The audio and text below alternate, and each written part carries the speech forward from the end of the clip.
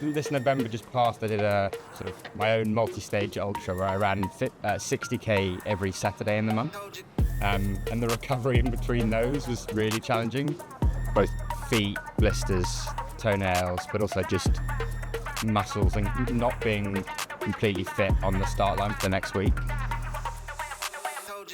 What's the next thing to do after I've ticked off the marathon list? And then sort of half Ironman and eventually an Ironman felt like the next best thing. And I've absolutely loved getting into cycling in particular. Like, it's been such a nice thing to train for.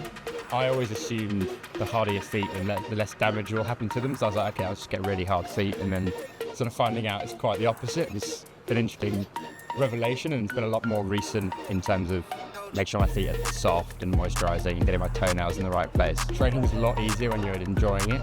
I think when I started, I'd sort of do 90% on my own, but I'm now doing a lot of it in big groups and within clubs. And it makes it so much easier to get out the door and get that hard training session done when you've got somebody next to you to motivate you. And I think it's really easy, especially with triathlons, to do a lot more training on the one you're comfortable with. But I think you've got to do the complete opposite. Like, for me, it was swimming was the difficult bit, so I spent a lot more time in the pool than I probably was on the plan. And you even yourself out because you want to be as sort of balanced as possible. I always underestimated recovery and sleep specifically. I think when you are training, especially with Ironman, and you're getting up to 20 hours of training a week and stuff like that, I think the amount of sleep you need, the amount of fuel you need is so much bigger than you realise initially. And it's just keeping on top of that and make sure you are getting enough of both of those.